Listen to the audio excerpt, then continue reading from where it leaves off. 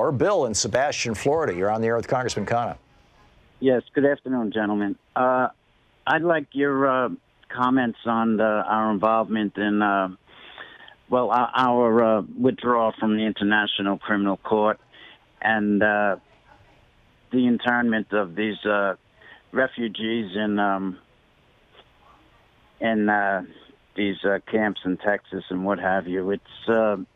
It's appalling, this behavior, and I believe that's why we withdrew from the International Criminal Court. Your comments, please.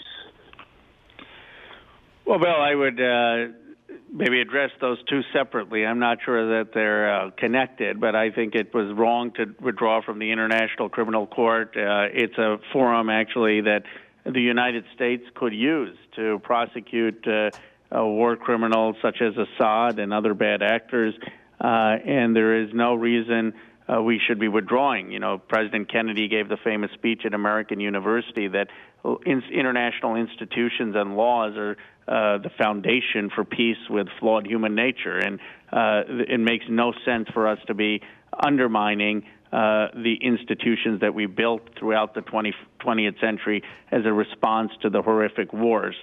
We should be supporting those institutions. On what's going on the border, it's horrific.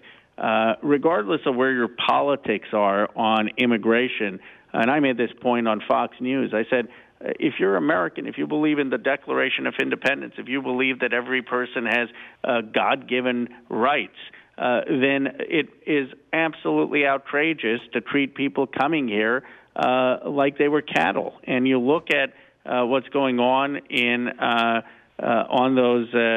on the border, and it makes you mad, and it makes you say, how can we be doing that in America? We need to be treating people humanely. We need to be respecting their rights. We need to be treating them with consistent with our founding principles. Congressman, if I could follow up on that, I noticed that Trump says that he's going to cut off all foreign aid to Guatemala, Honduras, and El Salvador. The country that's actually closer to us than any of those three countries is Belize, which never, is not sending us refugees because, right. Reagan didn't mess with Belize. They were more or less a British colony at the time. But Reagan basically broke those three countries and we're reaping the whirlwind. And my understanding is that the money that he's cutting off is money designed to help them deal with this refugee crisis that they have and are producing, and that this may cause even, or almost certainly will cause even more refugees to flee those three countries when he cuts that money off. And am I being too Machiavellian to think that that's exactly what he wants? He wants a larger crisis at the border, so because he's been saying, there's a crisis at the border for 3 years, 4 years now, and so that he can point to it and say, see, I told you so. For the 2020 election.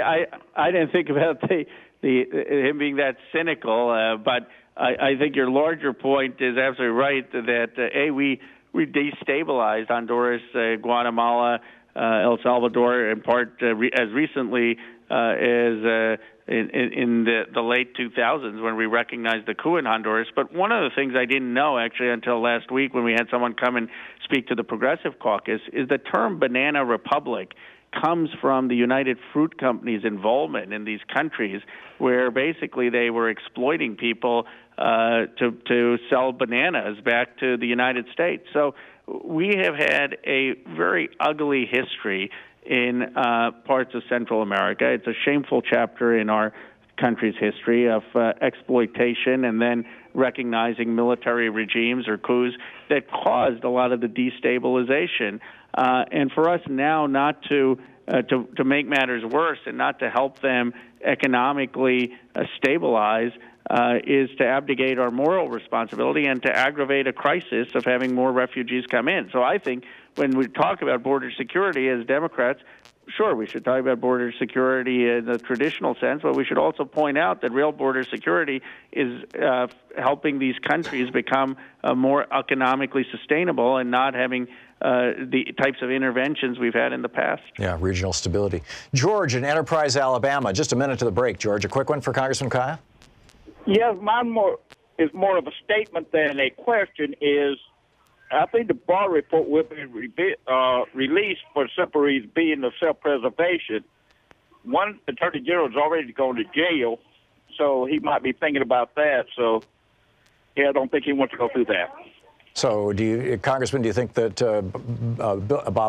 Bill Barr will release the Mueller report so he avoids Attorney General Mitchell's fate? George, I hope he does, and I expect he does. The question is on what timeline. And as you know, you've pointed out, I mean, Bill Barr is the same person who presided or recommended the pardon and cleaned up Iran-Contra. What I don't understand, and I made this point a couple times, is how do these people like Bill Barr and John Bolton, it seems like they're immortal. They just come in Republican administration after Republican administration to clean up the mess and get us into wars. And at some point, you think people get sick of them.